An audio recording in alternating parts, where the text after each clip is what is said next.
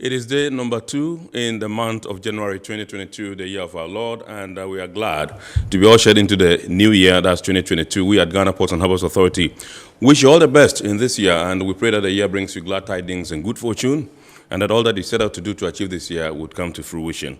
Good evening and welcome to the very first edition of Iron Port in the year 2022. I am Kennedy Mona, and as usual, would like to acknowledge our sponsors on this journey of a lifetime: the Ghana Ports and Harbours Authority, Ghana Revenue Authority, Goyle Company Limited, Serene Insurance, and Ghana Link Network Services. They are operators of the Integrated Customs Management System, ICOMS, in the ports. The show is also streamed live on our social media pages. On Facebook, you can Ghana Ports and Harbours Authority, GPHA Ghana, Ghana Ports and Harbours Authority, GPHA Ghana. On YouTube, we are streaming live at Iron Port Ghana. Iron Port Ghana. Our media partner is the Business and Financial Times, the BNFT. And so if you want to have a grasp of all that transpired on the show tonight, make a date and grab the Thursday edition of the BNFT. Flip through the pages and you'll be able to see all that happened here on the show tonight. We're going to be getting interactive with you, and so get your phones by your side and start sending in your messages. Our WhatsApp line is 0559-019-177, 0559-019-177. When I get a clearance from my producer in the course of the show, I shall activate the phone lines for you to call in and contribute to the discussion. My name is Kennedy Mona. We'll be back shortly. Every now and again, Goyle makes good things happen. This time, Goyle has introduced Super XP Ron 95, a higher grade fuel loaded with additives and yet sold at the same price as normal fuel. Goyle Super XP Ron 95 enhances engine performance like never before. It maintains the engine by keeping it clean from carbon deposits. Goyle Super XP Ron 95 is designed to burn slowly and thus improves fuel economy, making you save money after several kilometers. Goyle Super XP Ron 95 gives you a smooth driving experience, that is, less vibrations. Fill up with Goyle Super XP Ron 95. Now there's no need to pay more for any higher grade fuel. Goyle has that sorted. Goyle, good energy. Electricity, then pay your taxes. Our taxes, our future. Because you see, without our taxes, we wouldn't have good roads, good schools, better hospitals, street lights, and other very important social amenities. When we pay our taxes, we give our children free and quality education. Talga, my money too small. Why should I pay my tax? Look, small. Salifo, it doesn't matter how small or big your business or income is, you still have to pay your taxes. The little taxes from each and every one of us, when put together, could give your community clean water or that deprived school with tables and chairs. Please pay your taxes. It is your responsibility. It is your civic duty. It is the law. Impressive factory. If only I had listened to you, I wouldn't have been in this mess. That devastating fire virtually wiped out the whole factory and my warehouse. Remember my misfortunes last year? Serene Insurance Asset All Risk Fire policy that I took were there to pay for my damaged stocks in the warehouse, and my machines that were affected by the floods have been replaced. My accident vehicle is back on the road thanks to Serene Insurance motor policy. Currently, my goods are on the IC, covered with their marine cargo insurance policy. I was just telling Ajima about Serene Insurance. Oh, Ajima, tell him more. As a road contractor, I make sure I do my contractors all risk insurance for the projects and then workers' compensation for all the workers on site. With Serene Insurance, they will make sure they will cover your unknown tomorrow today. Serene Insurance, a new face of insurance. Call us now.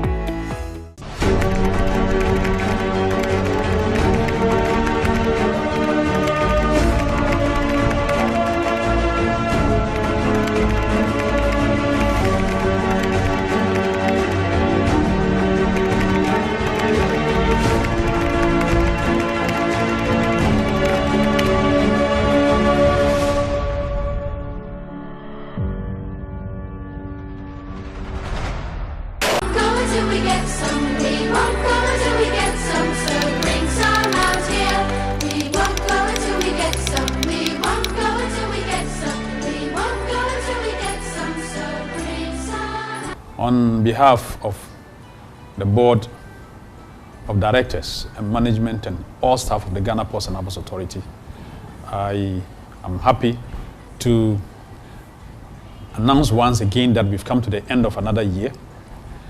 We've come to the end of 2021. And we are happy to still be together, to have good memories of the past year.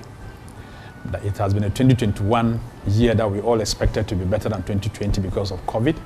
I want to use this opportunity to congratulate all of us, GPHA staff and management, our port community, shipping lines, freight forwarders, customs, all other state agencies working with us, ICOMs, and all the other entities that have worked together throughout the year for the achievement that we've had. So far, statistics are showing that we've done better in 2021. Even 2020 that had challenges, we did better. And we've come into 2021 even with better results, as the statistics will show by the end of December, when we've compiled our full cargo and vessel statistics. So we are looking forward to 2022, even with brighter hopes that we'll be able to do better.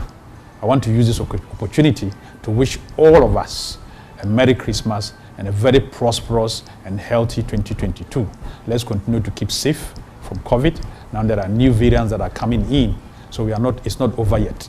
We need to continue to remain safe, abide by the protocols, and live healthily into 2022 and then work better. Good luck to all of us. Merry Christmas and a very prosperous New Year. Thank you very much.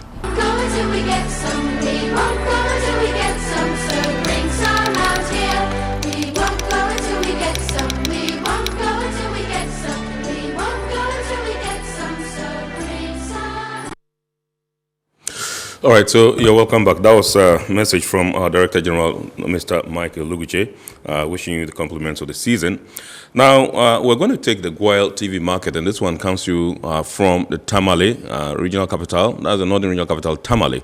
It's coming to you from one of the service stations there. Remember, the Goyle TV market is about the services and products of one of our lead sponsors, Goyle Company Limited, and premium is placed on the Goyle Super XP RON 95. Enjoy. Goyle's TV market train has stopped over in Tamale, the northern regional capital, attracting enthusiastic drivers and consumers desiring to know more about the company's quality products and services.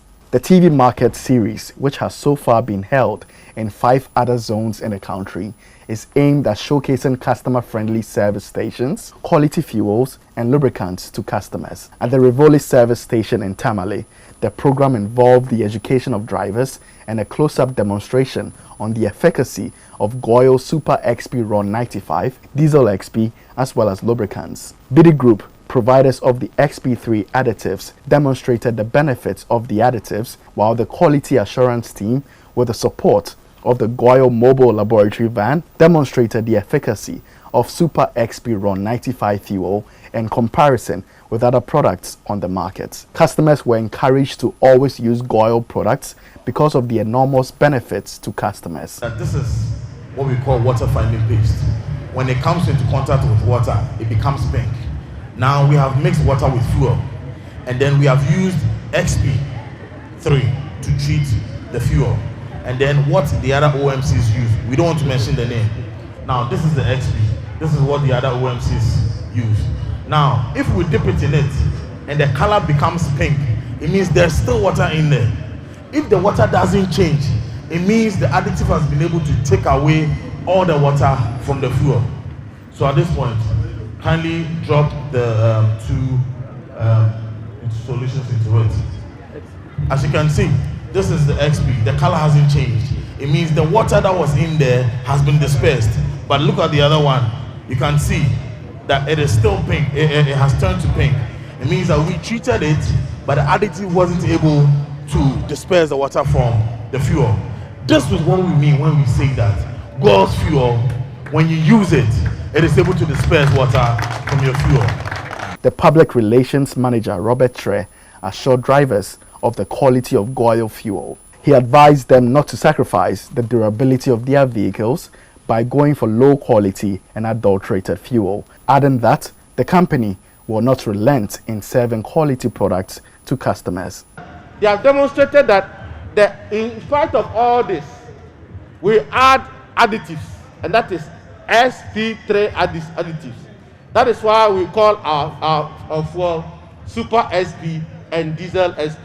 So this one, double profit with our Super we sell raw 95. Now you know. So that if you go anywhere, somebody is saying, oh, our fuel is this at 6.2, 6.3, 6. Please, mind your engine. I say what? Mind your engine. So make sure you buy raw 95. Then they have said ultra low sulfur diesel. So if you are using a truck that uses diesel, mind your engine and mind our environment.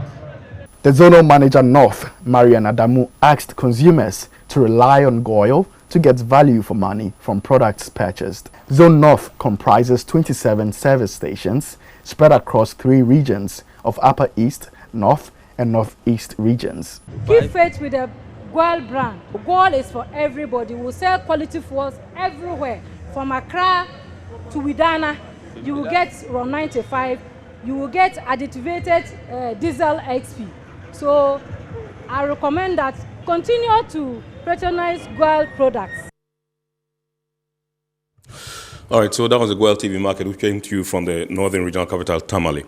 Now, tonight we are taking a look at the year 2021. We are retrospecting, and we just want to find out what industry players think about the year 2021, how it went for them in their operations, and what their forecasts for this year are.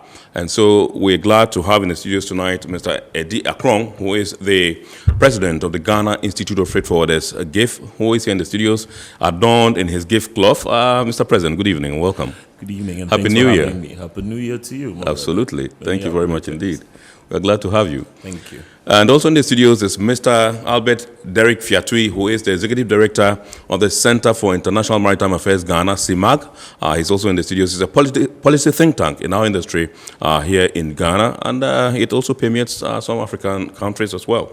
We're glad to have you. Derek? Thank you very much, Albert. Good to see you. Good to see you. Happy New Year. Many happy returns. Adorned in your white. We Thank pray you. for good, glad tidings and good fortune. Thank you. In Amen. 2022. Yes, sure. Absolutely. Thank you. So let me begin with you, Mr. President, and find out, 2021, how did it go for you as a freight forwarder and your industry? I mean, was it all rosy, was it, a mixed bag? Was it, a lot of profits and all that?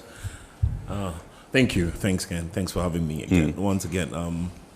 So basically, we're here now. Since we're sitting here, it's enough to say, look, we must give glory to God and say thank you. It's been difficult. It's a bit mixed bag, actually. So it's been, sometimes it was difficult, sometimes it was good. But I think the fact that we braved it alone is evidence of the resilient human spirit. That no matter what happens, the way we want to go. So we will push the situation and find out this is where we find ourselves. So we are grateful that we're here now. So it wasn't all that rosy. Of course, I mean, we're trying to run away from that name COVID, but then he keeps popping up in all different variants. And now he says his name is Omicron. But in any case, I think we will brave it. We would just have to go, just as we've done. And I think Ghana has done very well. I mean, observing all the protocols, and so we have to continue on that.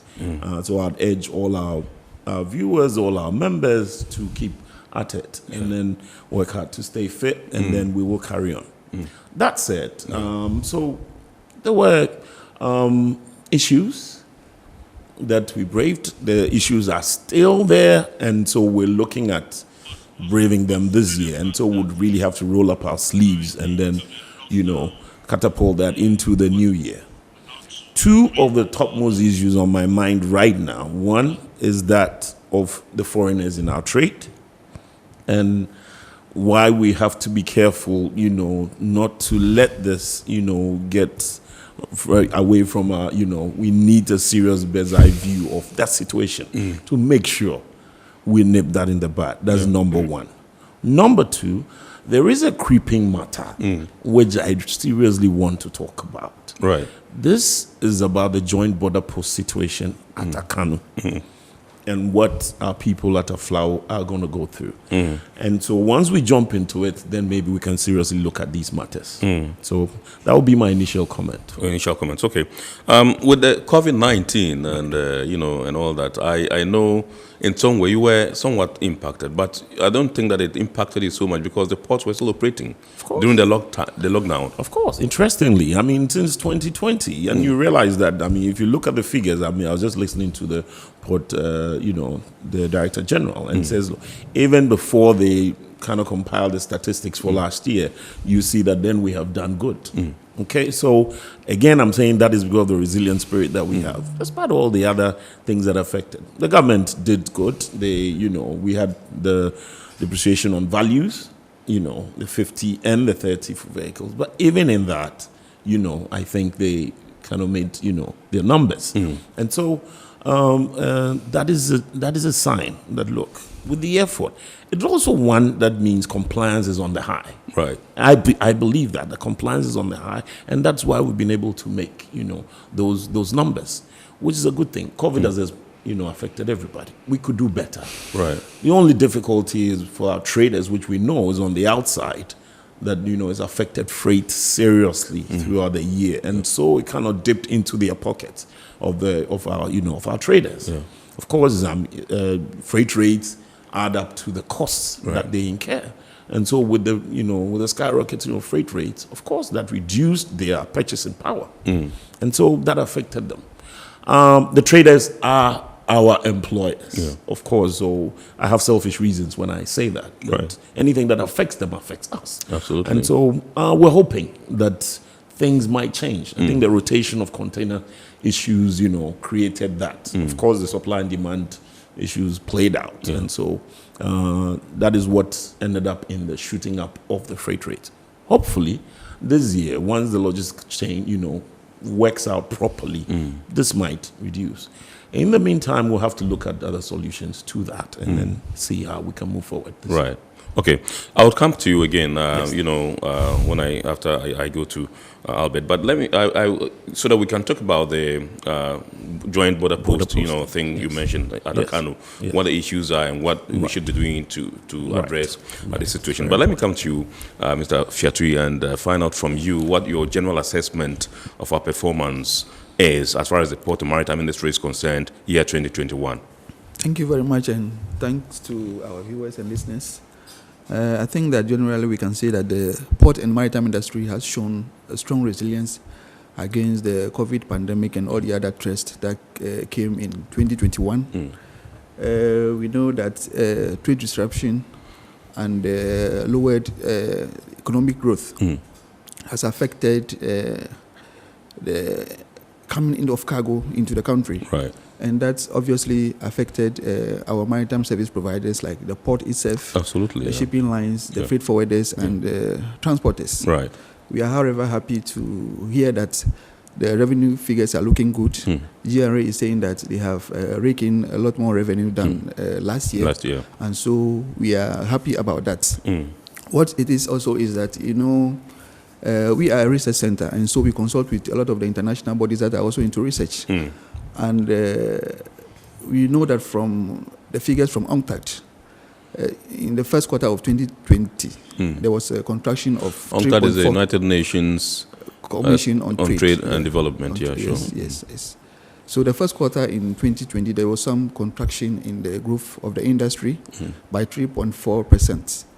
But by the third quarter, there was a quick recovery to about 4.3, which has been sustained throughout the year 2021. Right. And so it's a good thing, and we think that resilience is also good. It's also because as a country we've been able to manage the situation very well, as Chairman said. Yeah. And we are happy. He's president. Yes. He's my president. Yes.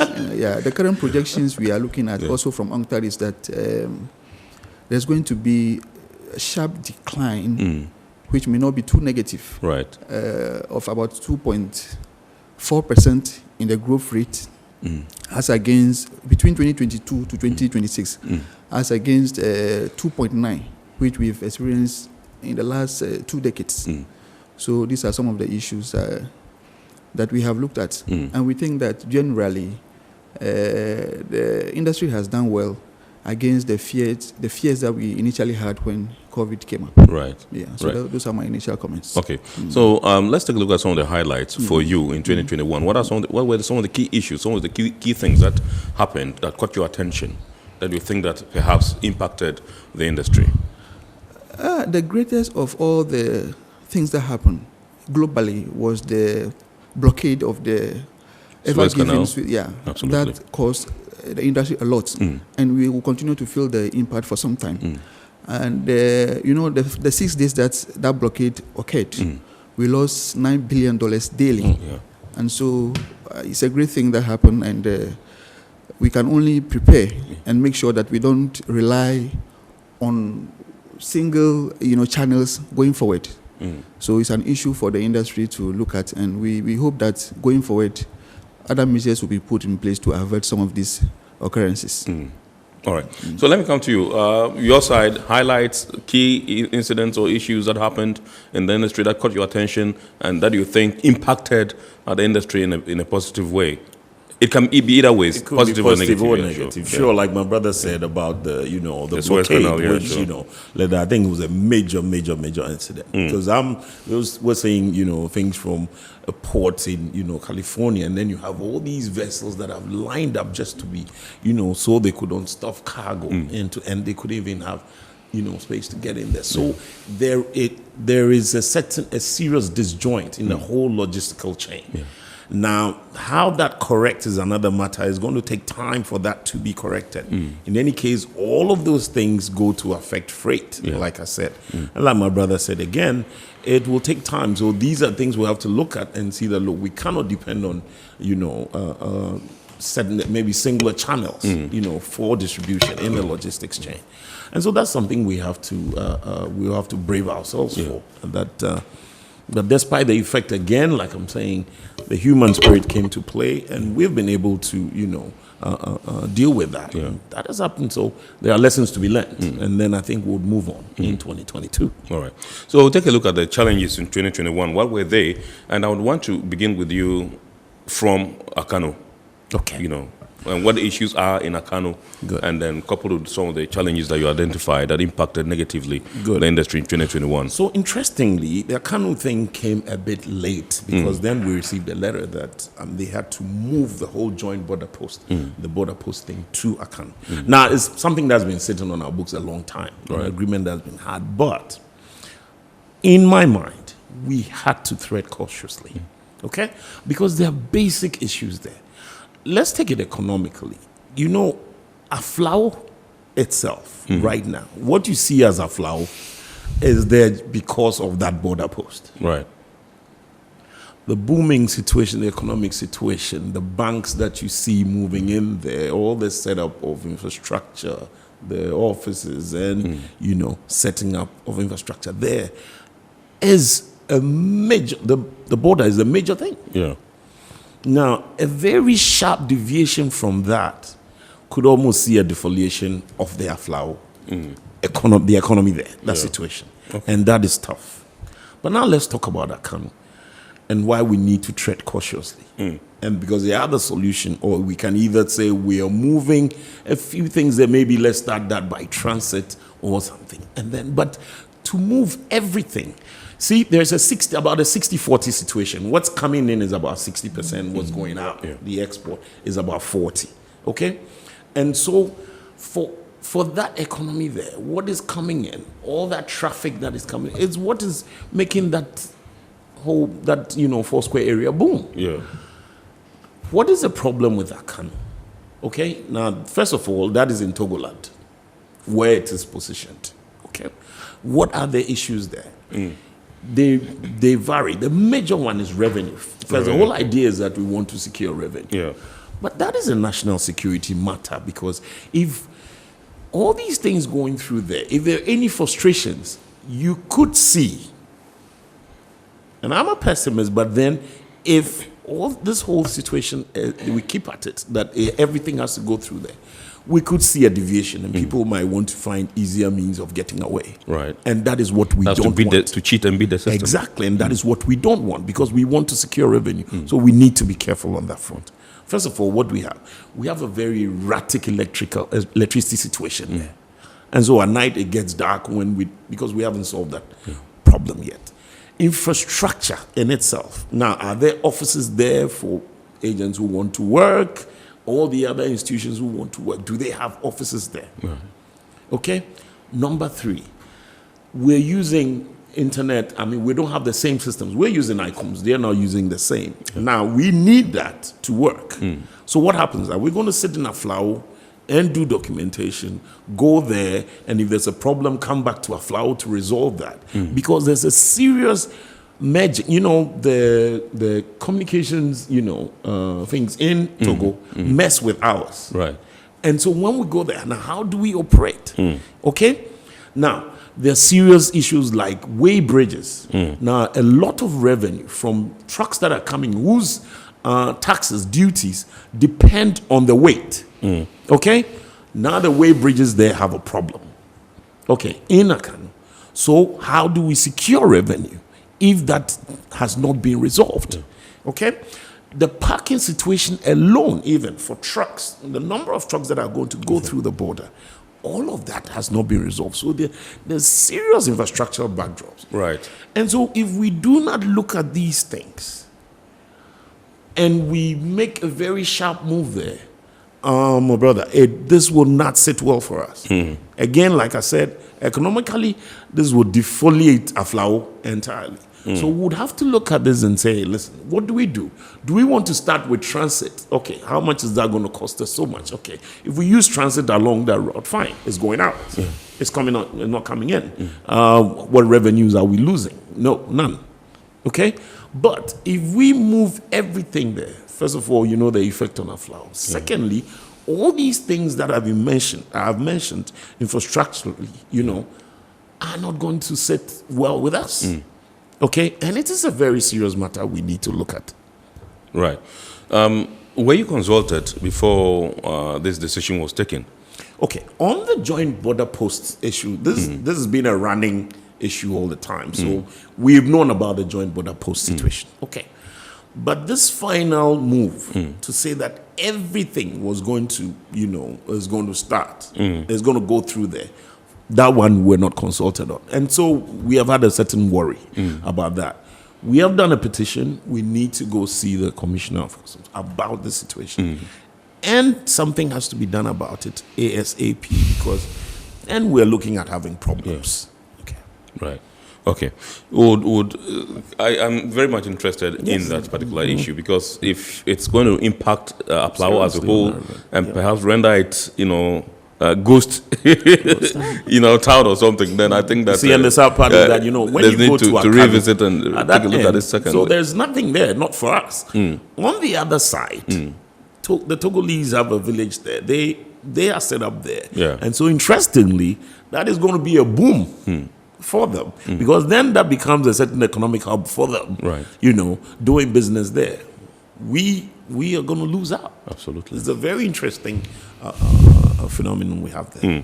Let me come to Mr. Fiatri and find out whether you've done an assessment, on the impact of COVID-19 on the maritime industry in Ghana. I know you mentioned a few earlier, but have you deliberately done anything towards that to identify some of the challenges, some of the impacts it created in our industry? Yes, of course. We've done some research, and like I mentioned earlier, there were a lot of shocks, but the major one which we came up with some assessment was that of the freight forwarders, where during the period a lot of the companies had to lay off their workers. Some people will have to shut down completely, because specifically the freight forwarding sector has not seen any, how do I call it, stimulus package from government, as has been done to other subsectors of the industry, and for that matter, the entire economy. Yeah. And you know that the freight forwarding is one of the key players of the industry. Yeah. Once there's a problem there, it affects every other sector. So yes, that is one of the major, research that we have conducted. But in general, like we said, there has been some level of resilience, and so we are moving on in a good state. Right. Mr. President, I said some of the challenges, but I think that because I mentioned the Akanu issue, which you're also passionate about, you forgot to mention the others. So can we go on to the other challenges? We can go back, and I'm glad my brother mentioned the freight forwarder, since he has his eye on us. So we'd rather keep him close. Right. See, the service, basically, the service industry, if you come, during the COVID, there's a sharp focus on what technology can do for us. Right. This is one place where we as freight forwarders, I basically think we have not invested so much into, and going forward, seriously, we had a little play around it with our enterprise resource planner. Unfortunately, that did not move any further. Right. But we can't take our eyes off the ball, okay? The government has done its bit. ICOMS is on the play. So look at our community. The communication is between ICOMS and shipping lines. Communication is between ICOMS. Machines are talking to machines. Yeah. Systems are talking to systems. So the shipping lines are talking to ICOMS through systems. Yeah. The shipping lines are talking to the ports authorities. The ports authorities are talking, to all the other, industry players. Yeah. Systems are talking to systems. Now, where do we come in? So at the end of the day, we are the ones who are talking to all of these people at the same time. Yeah. Why are we not talking to them via systems? Okay? And then the COVID exposed us. Because then we have to sit back. And I must say, so that some of them, if I could take the shipping lines, have taken serious advantage of this. Well, can you blame them? Yes, and no. Okay? Because we had to play a part. So this is something we're seriously going to look at going into 2022. Because if we do not do that, we will be left out. I mean, there are stories, I can give you multiple stories of how this has, hindered our business, that our communication alone with these, especially like say the shipping lines alone, are things that, because these things we do are time bound. Yeah. So if I have to sit, maybe you have to do a release and then have to just send an email and sit and wait till maybe I get a reply from the shipping line says, okay, now go and pay. I go and pay, he says, sit and wait till I send you a receipt. Why don't I have a system that could just easily communicate with them and say, look, we can all see I have paid, I have my receipt, I can communicate with the ports authority, pay my handling charges, I can communicate with MPS, and then the system would have a flow. Service is key, and we need technology to push this. It is the only way forward, and so we don't have a choice. So that is where I think we had a certain flaw, but we need to move on it. It's very important. I know that your issue with the shipping lines, were quite serious, in 2021. I know some other issues also came up, and you sought, each step of the way to get them addressed. Were some of these issues resolved? Okay, tell you the truth, no. They weren't resolved. So these are one of the major things we're also going to resolve. I have a plethora of them. I could take the whole day to talk about it. So they weren't resolved. But then we have things to do. First of all, like I'm saying, we need to, when I was giving my New Year address, this is what I'm saying, that look, we need to look at the statutes that we have, on our side.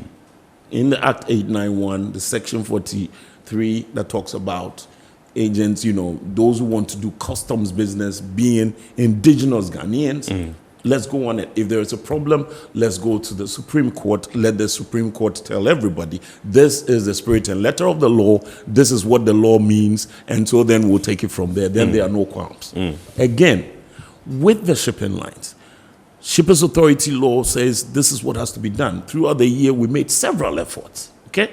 Went to the minister instructed Shippers Authority that, hey, instructed the shipping lines, you have to, before you do any increases in your fees or anything, go to Shippers Authority. That was ignored. Okay. Then what next? So we came back. We moved on them again. Now, we would have to move a step further. And so this year, we would have to resolve this one. We don't have a choice because this is what is going to make our business, is going to bring us down. If we don't have a choice, but to move at it with all the strength that we have. And so we keep up our numbers and we are going to fight it. Okay, so that is major. The shipping line issue is major. Yeah. The business, the foreigners, coming, running away with our business is major. And the shipping lines are a part of this foreign, these foreigners who are trying to, grab our business. And then you can see the unfair situation because the competition laws here are not helping that much. Yeah. But then the local content law alone is enough to say, look, if this is reserved for Ghana, you do anything in the whole chain. There, yeah. Just leave that customs brokerage bit. Yeah. Because we need to build, we're the ones who are paying the taxes here, okay? If we do not, build up the industry, then they're going to run us roughshod, okay? So we don't have a choice. We believe that customs and the nation as a whole should err on the side of the Ghanaian because you can't do this anywhere. Not in Togo, not in Tanzania, not in Liberia. Why here? Mr. President, you and I were in this studio. We came with a customs officer to explain this issue. Yes. That foreigners are taking over your business. Right. And he was explicit when he said that some of you aid these foreigners, you front for them, and they take the business. So let me explain this. When we talk about fronting, it's twofold. If you have, now from what the law says, if we will go according to the law, then it means that if I'm a Ghanaian, my company should be 100% Ghanaian owned, wholly indigenous Ghanaian owned. If that is so, there is no issue of fronting. What is fronting?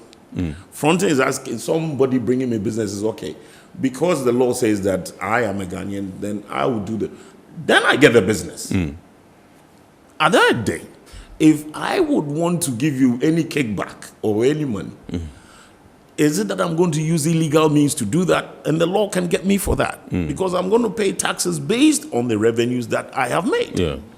So if you give me 10,000 containers because you said, oh, I'm fronting for you, you have given me 10,000. I can do anything I want with the money I get from it. And you cannot force me. You can't take me anywhere. So then the money comes to Ghana. It sits here. We pay taxes on it here. Yeah. You can't take it out. Rather than having somebody who says, okay, I'm just a 40% owner or I'm a 20% shareholder, so then I'm getting those 20% shares and taking the money out somewhere. Part of it, no. Okay, so that one is, for me, I don't see any fronting. As long as the money sits here, that's okay. But when you have that 5% situation, somebody slipping and says, oh, I am just a 5% shareholder, so, I'm sliding, and then he can't do anything. Now, that is a problem. And we've seen too many things happen, trust me. Some, we have, some of our people who have actually sold them, their souls, use the word, sold their souls to the devil. Get their company out. Remember who says, oh, you are just a nominal director now. Okay, we have paid you this. How much money do they pay you to do this? And then when they get you in trouble. Maybe it's bunch. Trust me, but they get you in trouble and then they're out. They're gone. So, seriously, if this is what the law says and we go by the law, there is nothing like fronting. If you're my friend and you're saying that, oh, now I'm going to use you, it's just like any client bringing me business. I'll take it. Anyway, what I decide to give you as to how I report that, as long as it's legal, that's okay. Right. But then I can't use any illegal means to transfer monies out to you. And then also the government sees into my business, and so I'm going to pay the right taxes that I have to pay. You understand? It's a very, close-cut situation that once we go by the law, then there's nothing like fronting. Right. All right. So I recall you mentioned the fact that some of your people had brought their documents for you to endorse so that they can get, certification from, customs. And you realized that the directorship or shareholdership wasn't what you expected, and so you had to shelve them and then perhaps get them. What's the status of these files? So it is still the same thing. I mean, they have gone away because we cannot endorse their documents to go to customs. Now, customs also, I think that they were here with my friend, and he accepted that they are not accepting anything. They check the status. So one of the requirements, the prerequisites for renewing of our documents was to make sure that you have your Registrar General's documentation to show. Okay? One other push we need to make also, which we did, wrote to the Registrar General's department and said, please, this is the law, so make sure that if anybody comes in to register, to do the business of customs, then make sure that they do not have any, 2% hiding somewhere of any foreign ownership. Right. It has to be Ghanaian. It has to be. So we have done our bit, but is it what is happening on the other side? How are these people able to operate in the system still? So if that is the thing, and maybe somebody has a certain misunderstanding of what the law says, there's only one way out. The Supreme Court is there. It is there to interpret laws. We will take it to them and say, we have come to you, please interpret this law for us. Then it will be clear to everybody that this is what the law says. Then we'll move on that. I'll come to Mr. Fiatri, but let me still stay with you a bit and find out how pervasive you think this particular trend is. Because you mentioned the shipping lines and indicated they also fall foul of this particular trend. And we also pick signals that the established companies, clearing for companies, to back the operations, shipping lines. And so when they bring the goods, the containers, they are able to clear themselves using their own company. How pervasive is this trend? It is very pervasive. And sad to think, that is why I said we always have to err on the side of the Ghanaian. But one day, they're playing referee, player, coach, everything. This is the same, and this is, like a specific effort that they have put in, that this is what we want to do what they call end-to-end. So even if our laws do not allow it, they will want to find a way around it, and that is why it's becoming pervasive. The sad part is that they are the shipping lines. So they're carrying the cargo.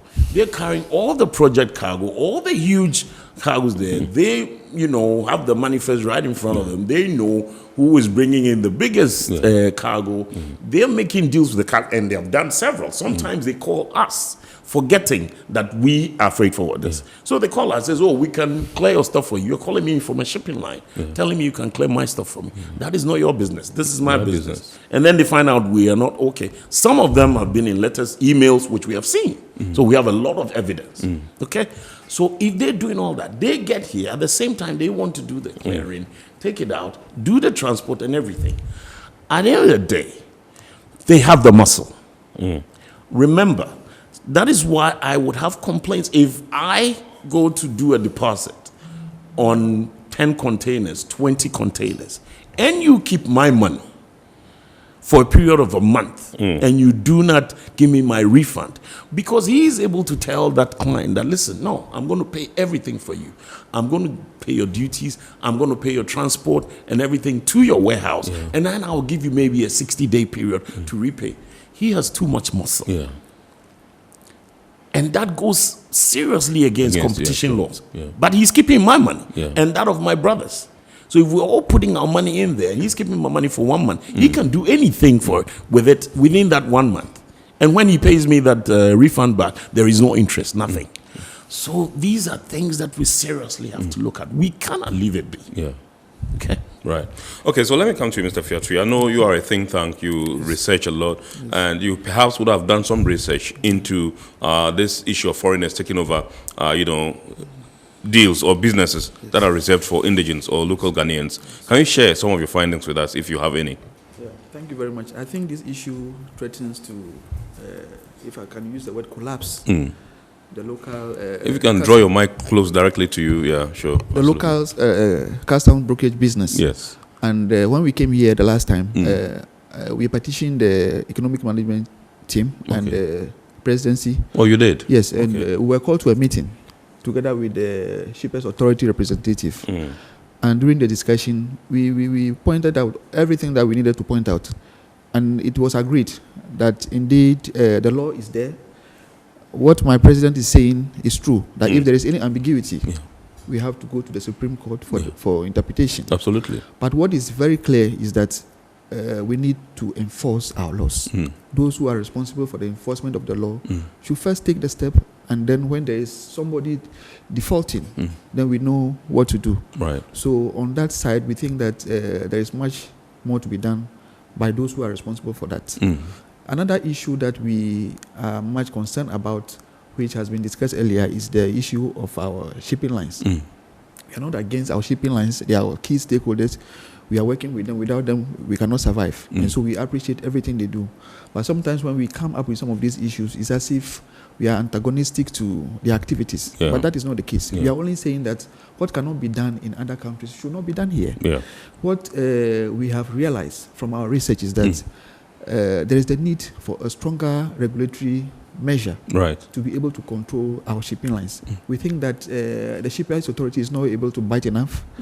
I don't know if they don't have all the powers that is required for them to do what they are supposed to do, or the Ghana Maritime Authority is supposed to get an additional mandate to make sure that there is some level of strict regulation when it comes to the activities of our stakeholders, which are the shipping lines. Yes, so some of the issues that we raised are not really against them. We are only saying that the right things must be done. We cannot be taken for granted.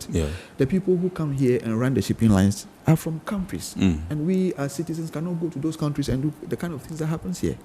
So why don't we just respect ourselves, respect our laws, and make sure that we all live in peace? So that is what we have to say about it. Okay.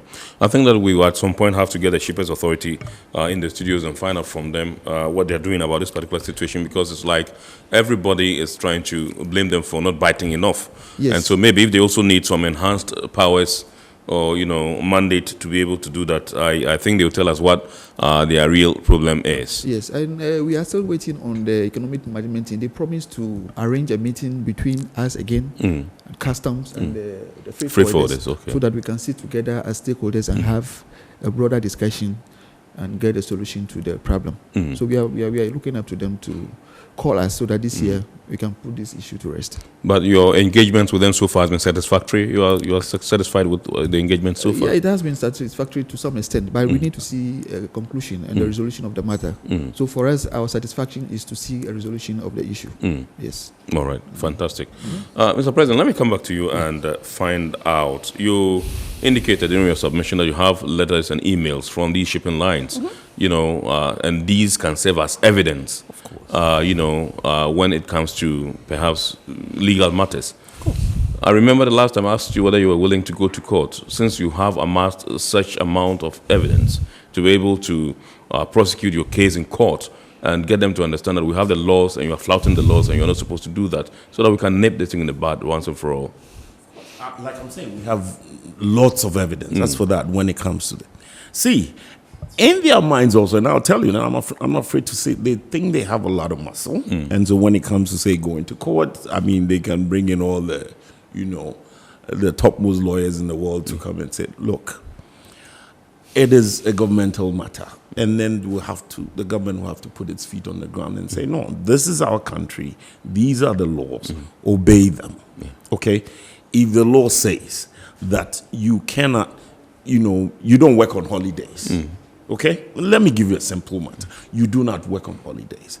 You don't work on Saturday. You don't work on Saturday. It's even moral. Why do you maybe want to charge me demurrage on days that you do not work and cannot receive cargoes? We just went through a holiday period. Okay? 24th was a Friday, so 25th, Saturday, Sunday, the Monday, 27th, 28th were all holidays. If you go back now, every box that came in on Thursday or Friday is attracting the same number of days to them. They won't take it out of the demurrage days. Now tell me where the fairness is in that. Okay? So if our laws say that the doing of a thing starts actually on a day which comes after the holiday. So if it's a holiday, you cannot count it, but they will. Okay? How would they have their own exchange rates which they use? You bring in the same box, go to this one shipping line, and then go to the other. Such a sharp difference in the rate.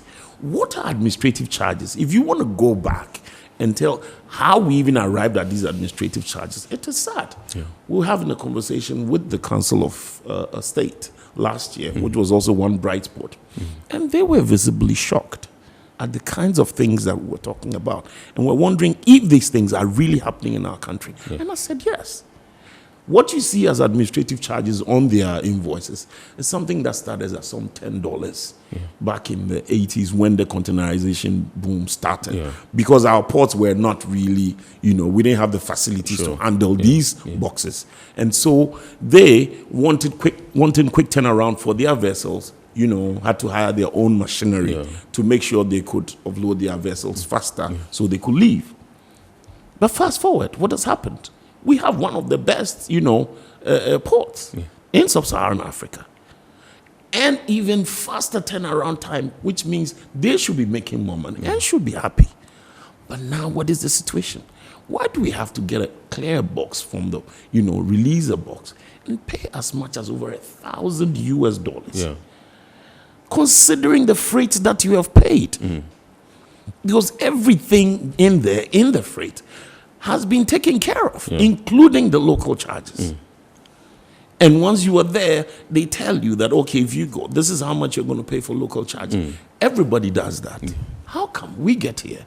Nobody's aware. And then they hit you with all these, local charges. Plus deposits on container, which also takes, a big hold on the customers, on the clients, monies. Okay? If you have a shipping line who's charging as much as 2,000 Ghana cedis as deposit for a 40-footer container. So if you're taking out 10 of these, already you have to lock down 20,000. Now, if he keeps that money, like I said earlier, for over a month, without any interest, now tell me he doesn't have the muscle to be able to pay duties for other, other clients. If there are 10 of us who have gathered our monies there, he can do that and actually comfortably give them another 30 days and say, take your time and pay me. Right. Now, how are you going to do business with me? You understand? So we seriously have to look at the competition laws. And like I said, as for this one, this year, we are going to tackle this one head on with everything. Right. Okay.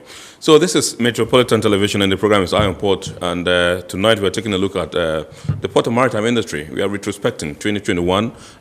What were the highlights, what has happened, what the views of our industry players are, and what they think they are expecting in 2022. We'll go for a quick break and we'll be back shortly. Please stay. Every now and again, Goil makes good things happen. This time, Goil has introduced Super XP Ron 95, a higher grade fuel loaded with additives and yet sold at the same price as normal fuel.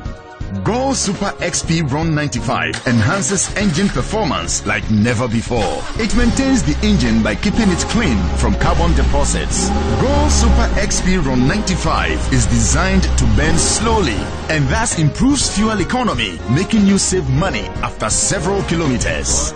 Goil Super XP Ron 95 gives you a smooth driving experience, that is, less vibrations. Fill up with Goil Super XP Ron 95. Now there's no need to pay more for any higher grade fuel. Goil has that sorted. Goil, good energy.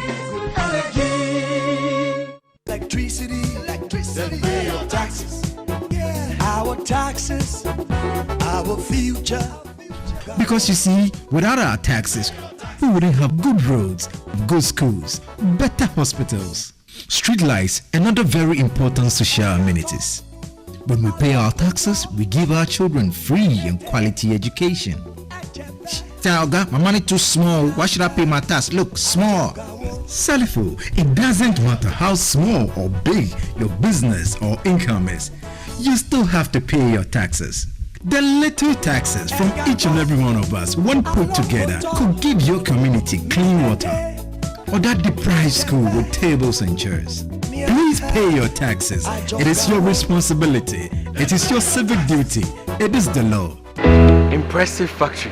If only I had listened to you, I wouldn't have been in this mess. That devastating fire virtually wiped out the whole factory and my warehouse. Remember my misfortunes last year? Serene Insurance Asset All Risk Fire policy that I took were there to pay for my damaged stocks in the warehouse. And my machines that were affected by the floods have been replaced. My accident vehicle is back on the road thanks to Serene Insurance motor policy. Currently, my goods are on the high seas, covered with their marine cargo insurance policy. I was just telling Ajima about Serene Insurance. Oh, Ajima, tell him more. As a road contractor, I make sure I do my contractors all risk insurance for the projects, and then workers' compensation for all the workers on site. With Serene Insurance, they will make sure they will cover your unknown tomorrow today. Serene Insurance, a new face of insurance. Call us now.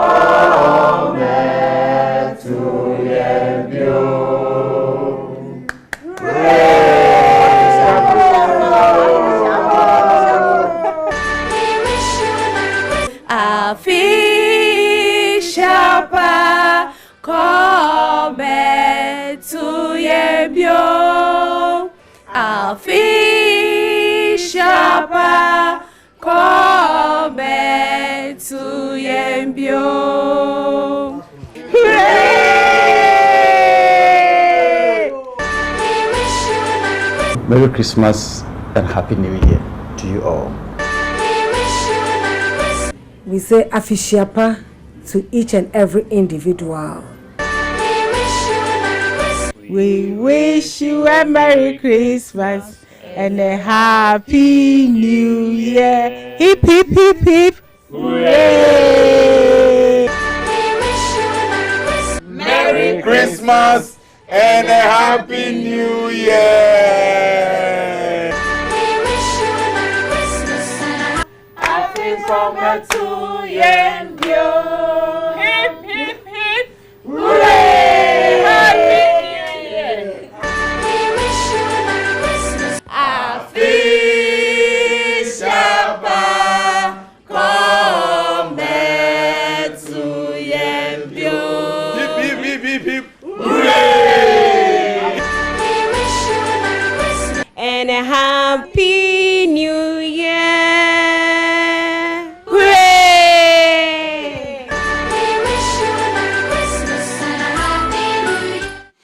All right, so you're welcome back. We are moving straight to the discussion once again. And this time, let me come to you. Mr. President, we've dealt with some of the challenges. We'll take a look at some of the successes that you think, took place in the port and maritime industry in 2021. But let me come to Albert. Now, you mentioned UNCTAD in one of your earlier submissions. And now, according to UNCTAD's review of maritime trade in 2021, the outlook for the medium term remains positive, but subject to mounting risks and uncertainties, such as unprecedented pressures on global supply chains, dramatic spikes in freight rates, and price increases on global supply chains. Price increases affecting both consumers and importers. Is this a view that you share at CIMAC? Very much so. The maritime industry is a global one. What happens here happens elsewhere. And so the views that are put out by the UNCTAD, is exactly what we have also projected. And we are only praying that in this year, there will not be any other variant. The uncertainties they are talking about is just about the pandemic, the new variants that are coming up. And once those things are put behind us, we see that the industry is going to move at a faster rate than even before. So yes, we agree entirely with their research. Okay. Yeah. All right. Yes, Mr. President, some of the successes in the industry, do you have any that you can easily recall off the top of your head? Off the top of my I still want to go technological. And I might say this. I mean, initially, I think when ICOM started, you remember all the noise, and I wasn't left out of that picture. So, but I must confess that so far, so good. I mean, once my people have come on board and we're okay, if the complaints get lesser, everybody's fine. And so it's not like we we made the noise for noise making sake, but to make sure that our business goes smooth and we get comfortable. So I must congratulate them. So Icons was one of the places for the industry in 2021. I think they've done well. They've come very far, and we'll edge them on, not to rely on their hours, but to still move on and make it better. Like I'm saying, we would still want to collaborate with them, and also this time, like I'm saying, we want systems to talk to systems, and then it will make our work easier. The other major thing is our resilience. I think our compliance levels have gone very high, and so on that level, we need to be congratulated as freight forwarders also, because we are a major part for all the successes that are chalked by the revenue authorities. And so maybe they should be looking at, say, hey, what can we do for them? You know what I mean? So maybe I'm going to use your medium to say, hey, at some point, maybe they have to look at it and say, oh, you've done very well, are you cool? Because we contribute major, to the successes. Absolutely. We're the ones who collect the revenue, we're the ones who pay it, okay? And so now, if the compliance levels are here, everybody's happy, because we need the country to make revenues. And so we should look at the issues that we bring to the fore, because if those issues directly affect our business, what we do, it will affect revenue. Absolutely. Like I've said about the Akano situation. So it's very important. So those are pluses. Okay. All right. Now, my producer gives me the green light to activate the phone lines for you to call in. The number to dial is 020-552-8353. 020-552-8353. You can call in and contribute to the discussion. For now, let's do some messages you sent in. This one says, please ask the gift president if they have ever sanctioned any of their members for being intransigent. Have they ever reported any of them for fronting for these foreign companies? This one is from Elias in Kaswa. Okay, so if I have to answer that question directly, yes, we have sanctioned some of our members, and also even that move at making sure that we do not bring foreigners into our trade. That alone. Now remember, most of these people who we did not give comfort letters to customs, who we took out, were our members. Right. But then, and these were big members, okay?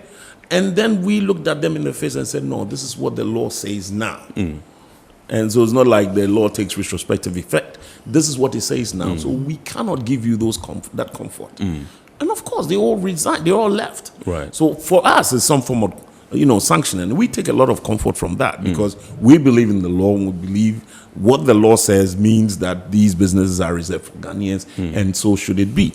Okay, so we sanction our members. And that we have technical committees,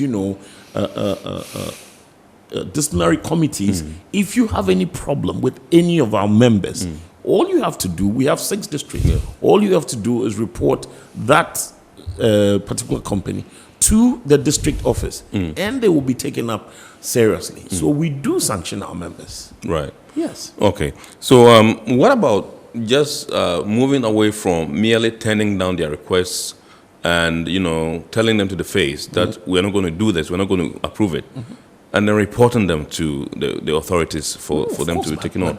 But that we have done. That we have done. And to tell the authorities that, look, these people are not, that alone is enough to tell the authorities why. But there are things that I know, things I can't even say here. But what I'm saying is that the fact that we turn them down should send a signal that, okay, why did they turn them down? This is what the law says. I don't expect them to go to GRA and have a license unless some other, and remember, we're not the only association. Absolutely. Unless another association gives them the comfort. Yeah, sure. Okay? Then again, but that still sits with customs also to say that, look, no, even if you've given them the comfort, this is what the law says. Sure. So we keep saying that they should err on our side. Yeah. But if there is any confusion anywhere as to what the law says, as to the spirit and letter of the law, then we will have to go, like I said, to the Supreme Court to finalize this thing. And then we'll set it on everybody's table and say, now this is what the law says. So if we're taking any action, then we know we're taking it based on law. For now, we believe in what the law says in Section 43, and we believe that the spirit and letter behind that law is that only indigenous Ghanaians, have the right. 100% owned Ghanaian companies can do the business of customs brokerage in okay. Ghana. All right. Okay. This one says, good evening, Iron Port. I am enjoying your show today from Takwa. I think the shipping lines and freight forwarders must sit and resolve their impasse in 2022. This, I believe, will make the shipping front tension free. This one is from Isaac in Takwa. Do you agree with him? Look, we have done that severally. What we have done is to tell them that, look, you cannot do this, okay? So what have we done? We've done that. We have gone to the minister to sit with the minister and them and Shippers Authority, who have the law in their lap to say that they cannot do this. One thing about the Shippers Authority law, and I think my brother, Zefiatui was saying this, that it seems, when it comes to enforcement, it seems that maybe the law is not powerful enough. Yeah. Now, I had the opportunity to sit with the Shippers Council of Nigeria. Right. And I think their vice president or so, and a few other members from there who had visited. And trust me, apparently the Shippers Council has an armed wing in Nigeria. Armed wing? Yes. Wow, that enforces the law. They have an armed wing, so they can actually walk into any shipping line who they think is going against a certain law and says, okay, you're doing this. Yeah. What you're trying to do is to waste time so that you get a few more days. Yeah. When they get, they can actually walk in and close it down. Wow. You understand? And so I think it's also a matter of enforcement, because as for the law, we have sat down and looked at it. I think it's one of the minister's main goals that they will tighten the laws. But what is there right now is enough. But then I think when it comes to enforcement, that is where we have an issue. Yeah. And that is why I thought this thing from the Nigerian, Shippers Council was a very interesting move. They had an armed wing. Yeah. And so they could go in and actually close any shipping line down if they think they have any reason to believe that shipping line is actually, there's a word I wanted to borrow, but is trying to, take advantage. Take advantage of the citizen. Yeah. All right. Okay, this one says, my name is Essie in Takrade. Good evening, Essie. I think COVID-19 didn't really affect the port business in 2021. I expect cost of shipping to reduce drastically in 2022, so the cost of goods will be cheaper. Do you agree with Essie? Not entirely. We had the issue of this container redistribution, which of course brought a lot of increments in freight rates. And obviously, once the freight rates are high, it's going to impact on all the other things that we do. So definitely, that effect on the industry is felt, even outside the industry. Yeah. Right. Mr. President, this one says, good evening. I want to ask a question. Is it possible to declare some containers without our physical presence in the port? Of course. You mean the client? Of course, if you're dealing with the right freight forwarder, you don't have to physically be in the port. Yeah. That is why I'm choosing my words carefully. Make sure you're dealing with an accredited freight forwarder, an accredited agent who can do your business for you. I have clients who have never seen the four walls of my office. I go to them. They never come to me. They don't know where my office is. They know where my office is located, but they never come there. Right. All they need to do is have their goods in their warehouses. But that is a relation that you develop. It's a service industry, so you need to be careful also. But it is a warning to would-be importers or who are new. Please do due diligence. Make sure you're dealing with the right agent, and make sure that they are properly registered, they properly do the business of customs, and so nobody dupes you. It is very important. Okay, so let me find out from you what role you as freight forwarders are going to play to ensure that there's a reduction in demurrage charges on your clients, because we know it is a fact that there are so many piled up containers in the ports. I mean, it's been a thing we've been grappling with all these years. And we all know that some of the agencies that are responsible for this particular trend are state-owned agencies, ministries, departments, and agencies. And so what are some of the things that you think you can do as freight forwarders to, reverse this particular trend and ensure that unnecessarily your clients do not incur, demurrage charges? Well, I can talk about my clients. If we talk about maybe the state agencies, that's a different matter. Yeah. Say maybe the Ministry of Health has 100 containers sitting in the port, and then they do not make sure that they have the agents who can work on it for them. There might be 1,000 reasons why those boxes are there. But on the whole, what one can do is make sure. I mean, if you have your clients, you have to educate them. What is ICOMS doing now? We do pre-declarations. You can pay duties way before the goods arrive. The goods arrive. But you need to educate your clients and make sure so that in this COVID era, that before their goods come, they know what they're looking at as in duties and all that. You have your agents to do that for you. We're consultants. We can tell you, what are you looking at? You have your documents earlier. The declarations can be done before the goods arrive. Everything is set so that when you come, we'll beat the 7 days, which is still not enough because all of the, the machinations by our shipping lines. So we need to try and beat that. But that comes with a lot of educating our clients.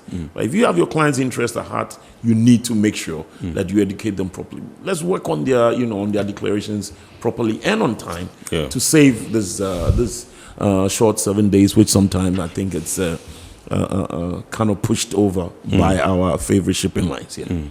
All right, so let me come to you, Mr. Fiatri. What are your expectations at CIMAC for 2022?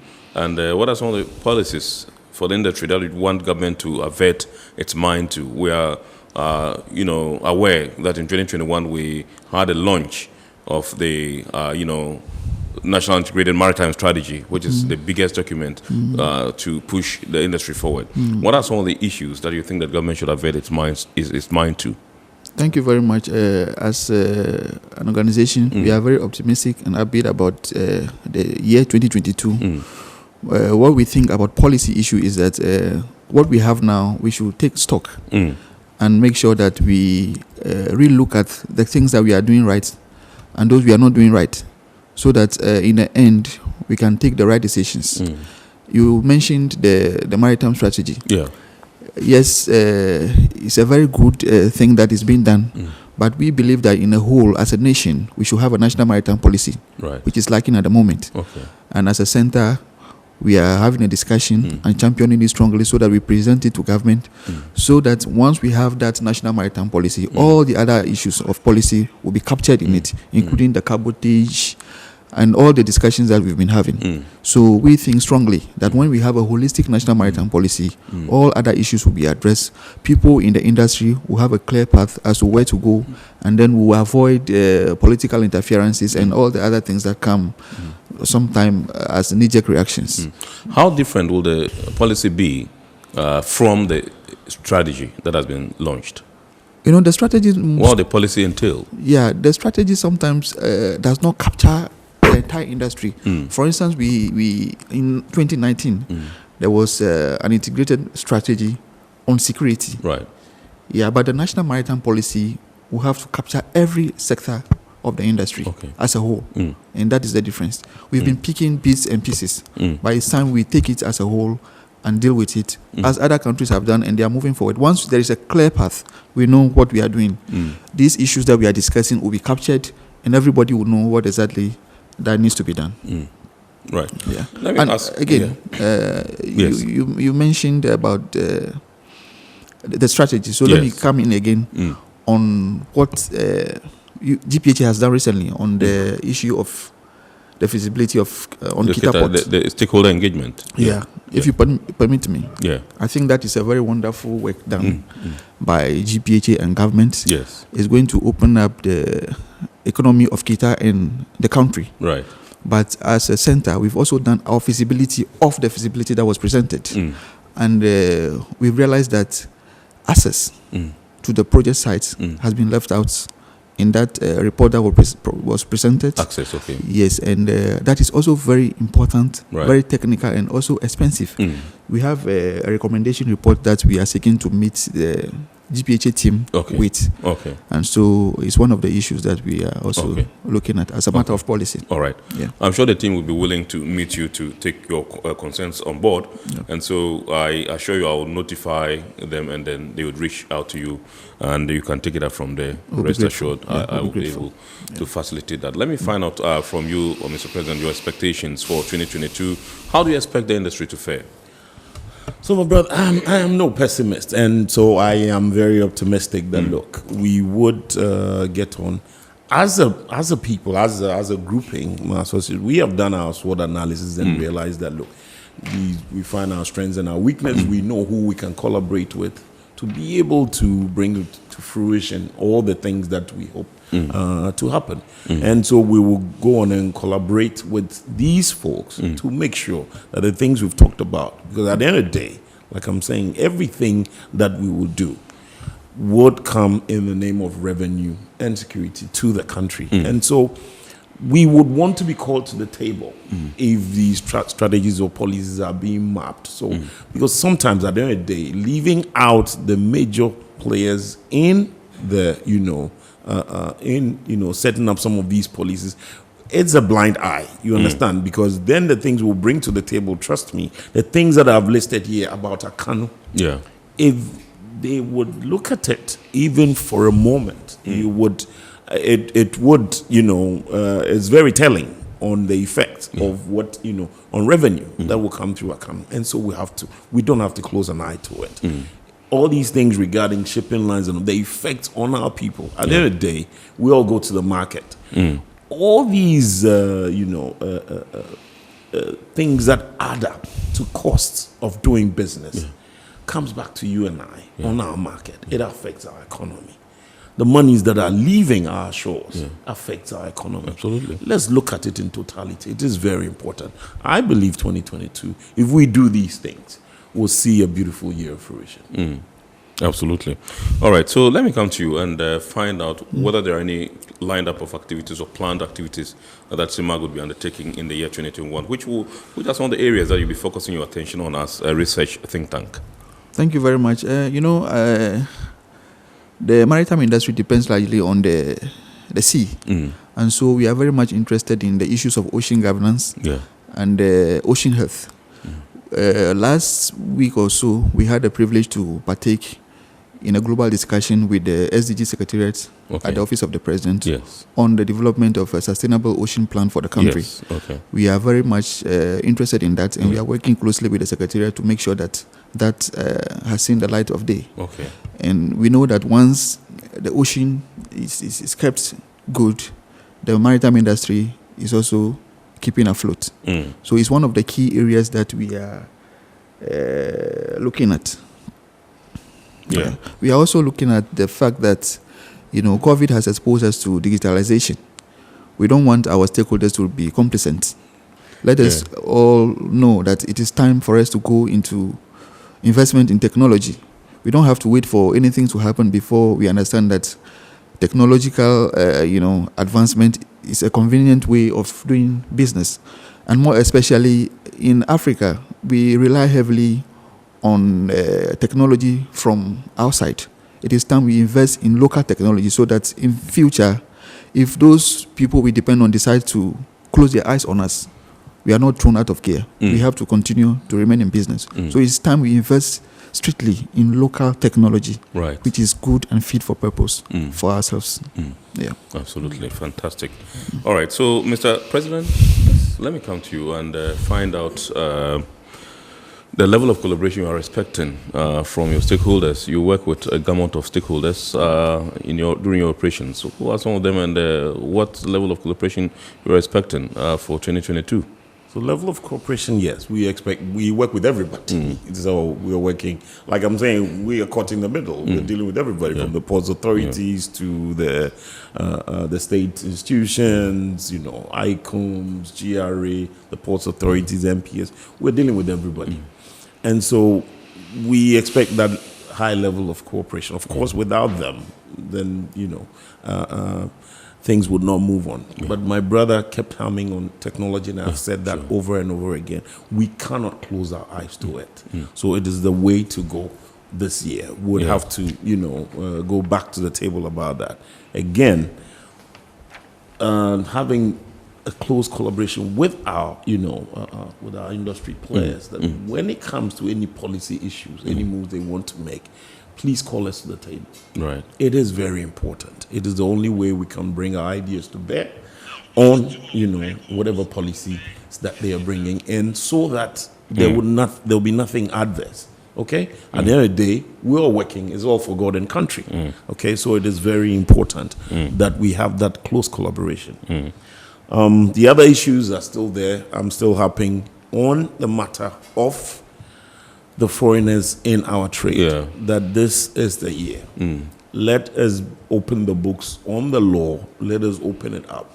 Know the truth within. What is the spirit and letter of that law? If it is brought to bear and it is clean, everybody knows that.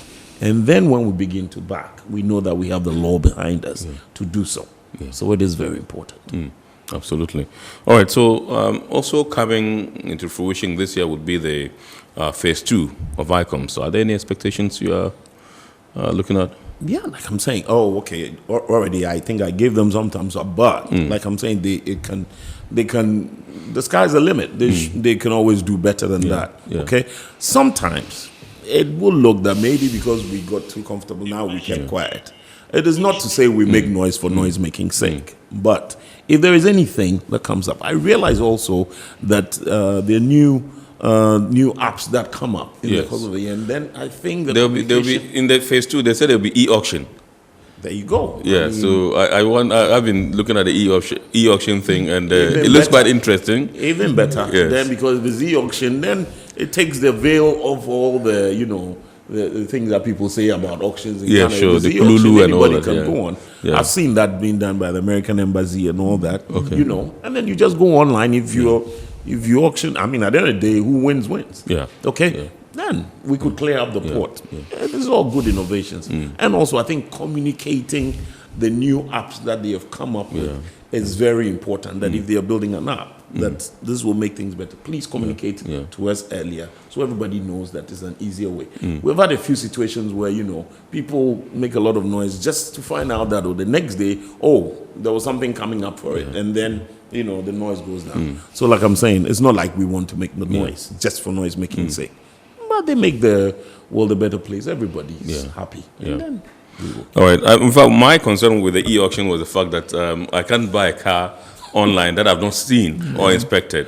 It means that you go and buy some car and you have to go and get a truck to come and pick the car and push. But I was told there was clarification from ICOMS. They said you'd be allowed to inspect the car before you inspect, but you can't do anything there. Yeah, sure. So that is done. Yes, you were about making a point. No, I think that was the point about the car, that the fact that you can't see. Yeah, sure. What about the container that is closed? You don't know what is in there. Absolutely. It's gone bad or anything. So it's asses where it's basis. So you can't complain. Absolutely.